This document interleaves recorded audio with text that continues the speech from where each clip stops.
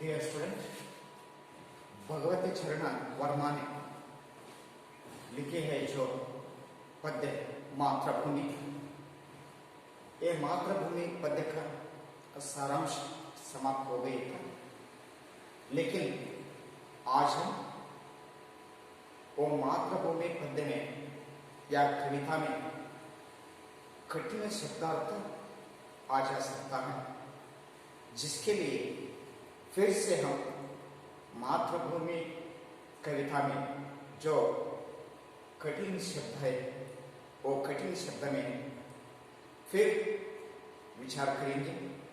मातृभूमि इस कविता में शायद एक शब्द आते हैं और शायद शब्द का अर्थ इस तरह है, सोया हुआ या सोया हुआ। ये अर्थ शायद शब्द का अर्थ है, लेकिन शायद इसका मतलब क्या है, सोया हुआ। और अमर एक शब्द है। अमर शब्द का मृत्युहीन, मरण न होना, जो व्यक्तियों को हमें अमर कहा जा सकता है, जिसके लिए अमर शब्द का मृत्युहीन या इमॉर्टल, जो कभी नहीं मरता। अमर शब्द का मृत्युहीन एक अर्थ है, और यही अमर शब्द का जो कभी नहीं मरता, वो व्यक्तियों को हमें अमर कहा जा सकता है। हस्त एक शब्द आ जा सकता है कविता में। हस्त का अर्थ क्या है, हाथ। हस्त है, जो हस्त का अर्थ क्या है, हाथ है। सुहाने एक शब्द है इस कविता में। सुहाने शब्द का अर्थ क्या है, सुंदर। सुहाने जो शब्द है वो शब्द का अर्थ क्या है, सुंदर। और धाम एक शब्द आ जा सकता है वो कविता में। दाम का अर्थ घर। दाम का अर्थ क्या है, घर। और गूंजना एक शब्द है, कठिन शब्द। गूंजना इसका अर्थ है प्रतिध्वनित होना। गूंजना ये शब्द का अर्थ क्या है, प्रतिध्वनित होना। जो कठिन शब्द के बारे में हमें फिर से एक बार जानकारी लेना। शायद सोया हुआ, और अमर मृत्युहीन, जो कभी नहीं मरता। हस्त एक शब्द है, वो हस्त का हाथ। सुहाने शब्द है, वो सुहाने शब्द का सुंदर। दाम एक शब्द है, दाम का मतलब या दाम का अर्थ घर है। गूंजना एक शब्द है, जो गूंजना का अर्थ क्या है, प्रतिध्वनित होना। जो गूंजना का शब्द प्रतिध्वनित होना। इसी तरह शब्द युग्म, शब्द युग्म जो कहा जा सकता है, हरे भरे, ये शब्द युग्म है। फल फूल यही शब्द भी शब्द युग्म है। वन उपवन शब्द युग्म है। सुख संपत्ति ये शब्द युग्म है। धन धाम ये शब्द क्या है, शब्द युग्म है। और शब्द युग्म को बारे में हरे भरे, फल फूल, वन उपवन, सुख संपत्ति, धन धाम, ये शब्द है। 1 2 3 4 5 शब्द कविता में, मातृभूमि इस कविता में शब्द युग्म कहा जा सकता है। हरे भरे ये शब्द युग्म कहा जा सकता है, और इसके साथ फल फूल, वन उपवन, सुख संपत्ति, धन धाम ये शब्द युग्म है। लेकिन वहां पर विरुद्धार्थक शब्द भी बहुत प्रामुख्यते है। लेकिन विरुद्धार्थक शब्द शत शत और कोटि कोटि के विरुद्धि शब्द कहा जा सकता है, विरुद्धि। लेकिन विरुद्धार्थ नहीं, विरुद्धार्थ बदल जाए हो सकता है, लेकिन द्विरुक्ति कहा जा सकता है। द्विरुक्ति इट मीन्स दो बार वो शब्द आता है, वो शब्द को हमें क्या कहा जा सकता है? द्विरुक्ति। द्वि यहाँ पर दो बार आना चाहिए, इसके लिए द्विरुक्ति शब्द है। लेकिन विरुद्धार्थक शब्द का अर्थ चेंज हो सकता है, लेकिन ये विरुद्धार्थक शब्द नहीं है। जो शब्द को एक शब्द बार बार आती है, एक शब्द दो बार आ जा सकता है, वो शब्द को हमें विरुक्ति शब्द कहा जा सकता है।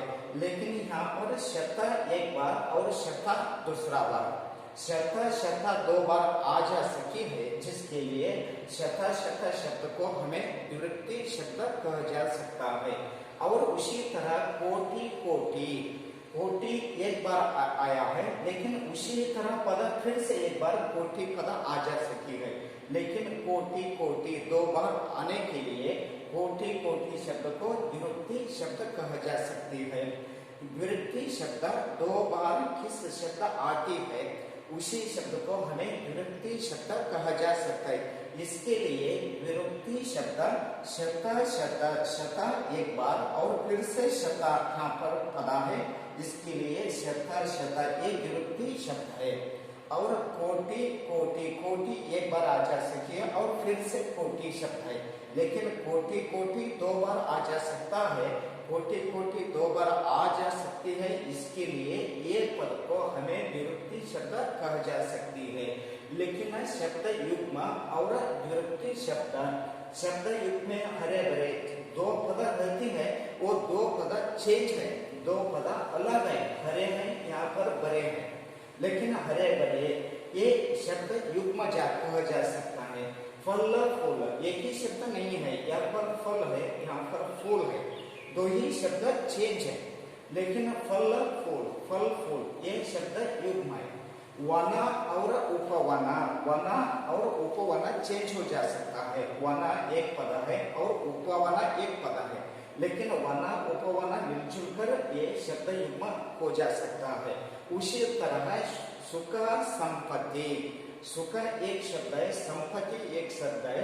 सुख संपत्ति ये दोनों मिलकर क्या हो गया है, जो शब्द युग्म हो सका है।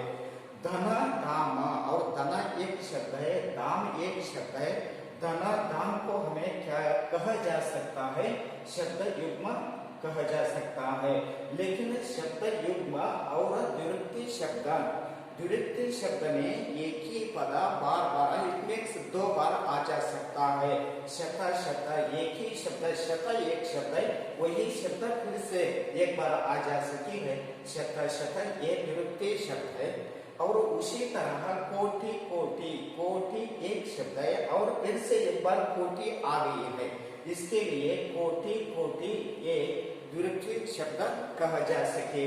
डियर स्टूडेंट्स, आज हम शब्द युग्म के बारे में और द्विरुक्ति शब्द के बारे में फिर से एक बार विचार करेंगे। शब्द युग्म हरे भरे फल फूल वन उपवन सुख संपत्ति धनाधाम, ये शब्द युग्म है।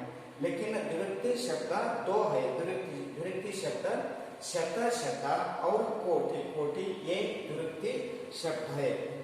और फिर से इसके बारे में विचार करेंगे। यहाँ पर अनुरूपता आ जा सकता है। थर्ड अनुरूपता के बारे में पहली एक पद रहती है वसीयत क्या है? यहाँ पर लिखा है नाटक। वसीयत क्या है? वसीयत नाटक है। इसी तरह चित्रलेख के बारे में आप लिखना, जो वसीयत नाटक है, बट चित्रलेख क्या है? चित्रलेख उपन्यास है। चित्रलेख क्या है? चित्रलेख उपन्यास है। लेकिन वसीयत एक नाटक है और उसी तरह चित्रलेख एक उपन्यास है। नंबर सेकंड या दूसरा शत द्विरुक्ति। शत क्या है? द्विरुक्ति शब्द है, लेकिन हरे भरे आ जा सके थे। हरे भरे हमें क्या कहा जा सकता है? हरे भरे ये शब्द युग्म है। यहाँ पर विरुक्ति है शत शत, 2 बार आ जा सीखे ना, इसके लिए शत शत विरुक्ति कह जा सीखी है। उसी तरह हरे भरे क्या है, शब्द युग्म है। और बाएं हाथ में न्याय पताक मातृभूमि को 2 हाथ है ना, वो 2 हाथ में एक हाथ है और दाहिने हाथ है, बाएं हाथ है। लेकिन यहाँ पर दिलाने वाले व्यक्ति है बाएं हाथ में क्या है, न्याय पताक है। बाएं हाथ में न्याय पताक है, लेकिन दाहिने हाथ में ज्ञानदीप है। दाहिने हाथ में क्या है, दाहिने हाथ में ज्ञानदीप है, लेकिन बाएं हाथ में न्याय पताका, यहाँ पर न्याय पताका वो बाएं हाथ में है, लेकिन दाहिने हाथ में ज्ञानदीप है। यहाँ पर न्याय पताका और ज्ञानदीप, न्याय पताका बाएं हाथ में है और ज्ञानदीप दाहिने हाथ में है। उसी तरह चौथा है हस्त। ये शब्द का अर्थ क्या है, हस्त ये शब्द का अर्थ हाथ हो जा सकता है, लेकिन पताका शब्द का अर्थ क्या है, ध्वज। पताका ये शब्द का अर्थ क्या हो जा सकता है, ध्वज कहा जा सकता है। लेकिन फिर से एक बार विचार करेंगे, अनुरूपता शब्द वसीयत एक नाटक है और चित्रलेखा उपन्यास है। याद में रखिए, वसीयत नाटक, चित्रलेखा उपन्यास। शत विरुक्ति, शत शब्द का विरुक्ति कहा जा सकता है। हरे भरे शब्द युग्म। और बाएं हाथ में न्याय पताक, तीसरा क्या है, बाएं हाथ में न्याय पताक। उसी तरह दाहिने हाथ में ज्ञानदीप है, लेकिन हस्त चौथा, हस्त का अर्थ हाथ है, पताका ये शब्द का अर्थ ध्वज है। इसी तरह अनुरूपता के बारे में विचार करने के बाद हमें चौथा के बारे में विचार करेंगे। दोनों खंड को जोड़कर लिखिए। यहाँ पर 2 खंड है, दोनों खंडों को जोड़कर लिखिए। लेकिन यहाँ पर पहला एक खंड है, तेरे उर में शहीद, फल फूलों से युक्त, एक हाथ में कोटि कोटि हम मातृभूमि, एक पहला खंड है। वो पहला खंड का जो शब्द है वो शब्द में दूसरा खंड में रहता है। दूसरा खंड क्या है, वना उपवना है। और आ क्या है, आज साथ में है।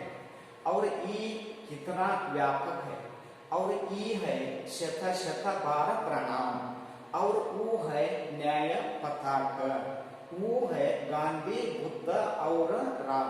इसी तरह यहाँ पर एक खंड है, इसमें 2 खंड किया जा सकता है। इसके लिए दोनों खंडों को जोड़कर लिखिए। पहला एक है तेरे उर में शायद, तेरे उर में शायद, शायद का अर्थ क्या है, सोया। तेरे उर में शायद, इसमें अर्थ का क्या है, गांधी, बुद्ध और राम, यही करेक्ट है।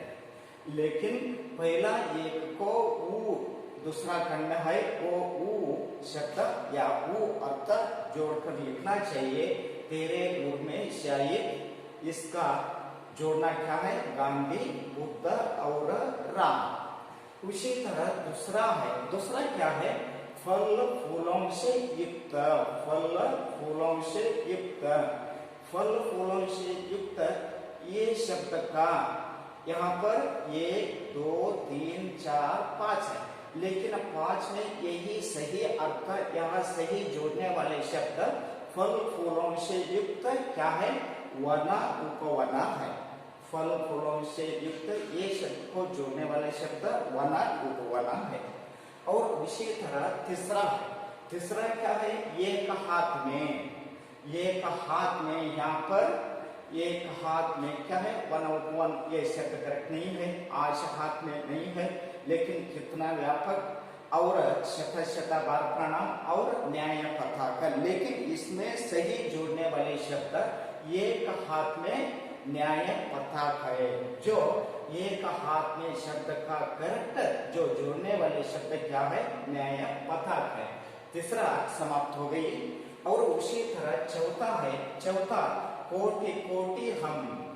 कोटि कोटि हम, यह शब्द कोटि कोटि हम आज साथ में, यही शब्द करेक्ट आ जा सकता है। कोटि कोटि हम आज साथ में, या कोटि कोटि हम एक खंड में रहने वाले, एक चौथा है ना कोटि कोटि हम, ये शब्द को जो करेक्ट जोड़ने वाले शब्द आज साथ में, ये शब्द जोड़ना सही हो जा सकता है। और पांचवा है, वो पांचवा क्या है? मातृभू। मातृभू को भगवती चरण वर्मा ने शत शत बार प्रणाम किया है, ये कविता में है।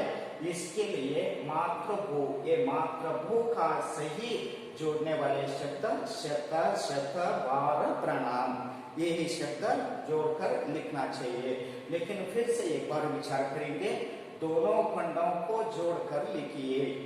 एक खंड है, वही शब्द का जो जोड़ने वाले शब्द दूसरा खंड में होता है।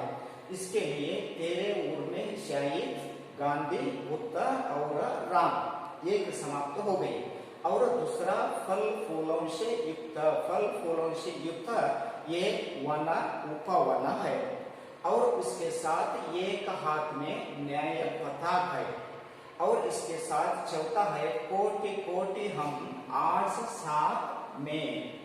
और पांचवा है मातृभू, शत शत बार प्रणाम, यही जोड़ने वाले जो चौथा है, दोनों खंडों को जोड़कर लिखिए। ये बात समाप्त हो गई थी। लेकिन पांचवा में हमें रिक्त स्थान की पूर्ति कीजिए, खाली जगह पूर्ति कीजिए, इस तरह क्वेश्चन भी आ जा सकता है। जो रिक्त स्थान की पूर्ति कीजिए, यहाँ पर रिक्त स्थान दिया गया है। रिक्त इट मीन्स खाली या एम्प्टी या फिल इन द ब्लैंक्स, इस तरह कहा जा सकता है। रिक्त स्थान की पूर्ति कीजिए। पहला है कवि मातृभूमि को डैश डैश बार प्रणाम कर रहे हैं। कवि मातृभूमि को डैश डैश बार प्रणाम कर रही। यहाँ पर एक शब्द आ जा सकती है, वो शब्द शत शत। कवि मातृभूमि को शत शत बार प्रणाम कर रहे हैं।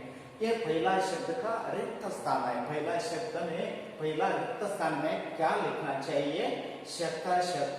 बिकॉज भगवत चरण वर्मा ने मातृभूमि को शत शत बार प्रणाम किया है। इसके लिए यहाँ पर कवि मातृभूमि को शत शत बार प्रणाम कर रहे हैं। यहाँ शब्द शत शत आ जा सकता है। और दूसरा के बारे में, दूसरा भारत माँ के ऊर में गांधी बुद्ध और राम। फिर से एक बार, भारत माँ के ऊर में, ऊर इसका अर्थ है मड़ि या गोद। भारत माँ के गोद में, भारत माँ के मड़ि में, ये भारत माँ के ऊर में गांधी बुद्ध और राम शाहिद है। क्या है? यहाँ पर शाहिद लिखना चाहिए। और तीसरा है वन उपवन डैश डैश से युक्त है। वन उपवन फल फूलों से युक्त है। तीसरा का डैश डैश शब्द या रिक्त स्थान है, वो रिक्त स्थान में क्या भरना चाहिए? यहाँ पर वन उपवन फल फूलों से युक्त है। और चौथा के बारे में, डैश डैश हाथ से मातृभूमि सुख संपत्ति बांट रही है। डैश डैश हाथ से, मुक्त हाथ से, यहाँ पर मुक्त शब्द आ जा सकता है। मुक्त हाथ से मातृभूमि सुख संपत्ति बांट रही है। लेकिन चौथा पहले ही रिक्त स्थान है, वो रिक्त स्थान में मुक्त एक शब्द लिखना चाहिए। सभी वो डैश डैश का नाद गूंज उठी। सभी ओर, सभी दिशा में जय हिंद का नाद गूंज उठी। यहाँ पर जय हिंद शब्द लिखना चाहिए। यहाँ पर क्या लिखना चाहिए? जय हिंद शब्द लिखना चाहिए। सभी ओर, सभी दिशा में, चारों ओर में, चारों तरफ से जय हिंद का नाद गूंज उठी है, इसके लिए यहाँ पर जय हिंद का शब्द लिखना चाहिए। इसी तरह फिर से एक बार रिक्त स्थान की पूर्ति कीजिए। यहाँ पर कवि मातृभूमि को शत बार लिखना चाहिए। यहाँ पर शत शब्द लिखना चाहिए। कवि मातृभूमि को शत बार प्रणाम कर रहे हैं। और दूसरा है भारत माँ को उर में गांधी, बुद्ध और राम शायद है। और तीसरा है वना उपवना फल फूलों से युक्त है। वना उपवना फल फूलों से युक्त है। और चौथा है डैश हाथ से मातृभूमि सुख संपत्ति बांट रही है। यहाँ पर मुक्त हाथ से मातृभूमि सुख संपत्ति बांट रही है। और उसी तरह पांचवा है सभी ओर जय हिंद का नाद गूंज उठे। फिर ये समाप्त होने के बाद भावार्थ लिखिए। इस तरह भी एक क्वेश्चन आ जा सकता है। छठवा है भावार्थ लिखिए। भावार्थ क्या है? देने वाले ये स्टांचा क्या है? फर्स्ट एक बार विचार करेंगे।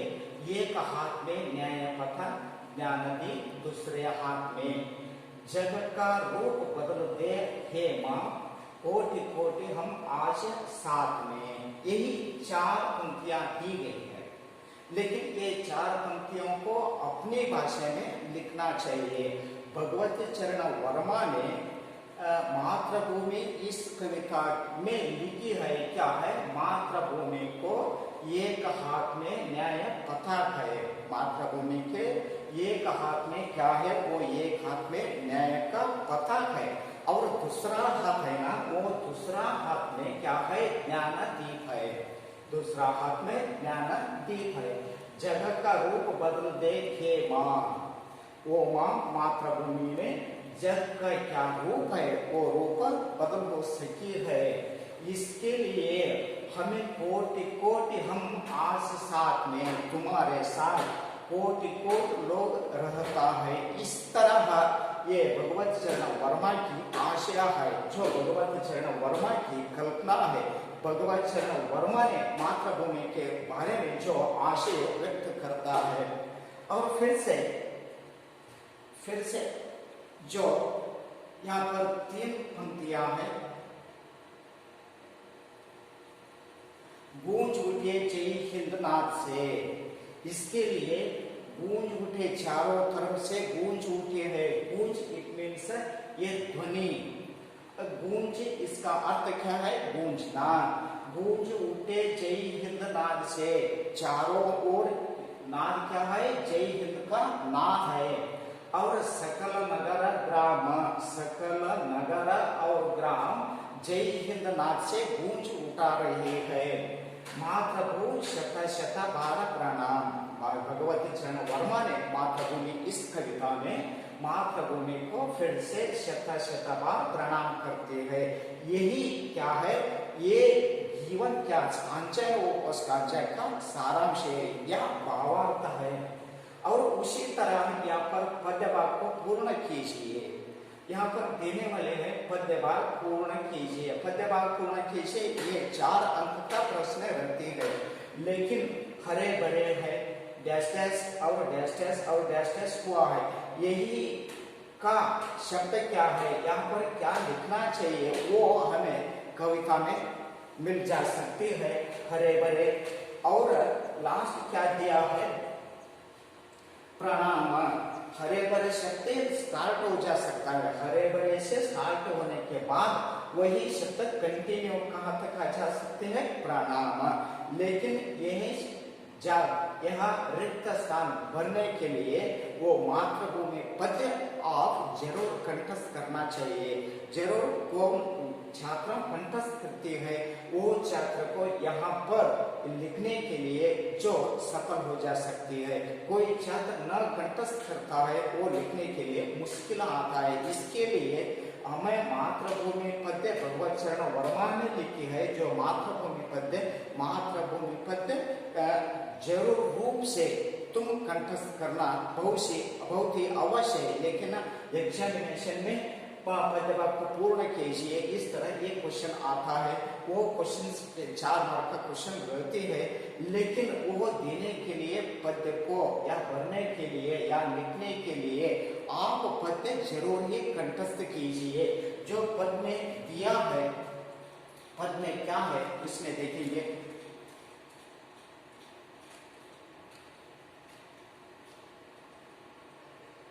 यहाँ पर है दूसरा स्टांजा है, वो दूसरा स्टांजा दिया गया है। हरे भरे है खेत सुहाने, दूसरा स्टांजा ये पद्य वाक्य को पूर्ति कीजिए इस क्वेश्चन में। हरे भरे है खेत सुहाने, फल फूलों से युक्त वन उपवन, और तेरे अंदर भरा हुआ है खनिजों का कितना व्यापक धन, मुक्त हस्त तू बांट रही है, सुख संपत्ति धना धाम, मातृभू शत शत बार प्रणाम। आपको जो सांझा दिया गया रिक्त स्थान या पद्य वाक्य को पूर्ति कीजिए, इस तरह क्वेश्चन आ जा सकता है। यहाँ से लिया गया है हरे बड़े, ये शब्द दिया है, फर्स्ट एक वर्ण है हरे बड़े, और लास्ट क्या दिया है बार प्रणाम, प्रणाम में एक शब्द दिया है। इसके लिए ये सांझा पूर्ति लिखना चाहिए।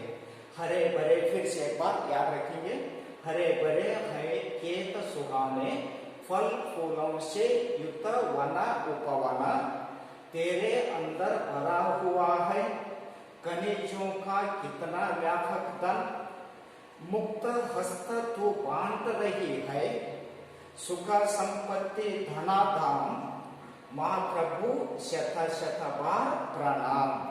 यह स्टांजा है, वो स्टांजा या पंक्तियां है, वो पंक्तियां वहां पर लिखना तो जो करेक्ट हो जा सकता है, सही हो जा सकता है। इसी तरह आज हम फिर से मातृभूमि यह पद्य भगवत चरण वर्मा ने लिखी है। जो भगवत चरण वर्मा ने लिखने कविता मातृभूमि, वो मातृभूमि कविता इसके साथ ही समाप्त हो जा सकी है। लेकिन फिर से हमें दूसरा पाठ का नाम क्या है, वो दूसरा पाठ के विचार करेंगे। Thank you.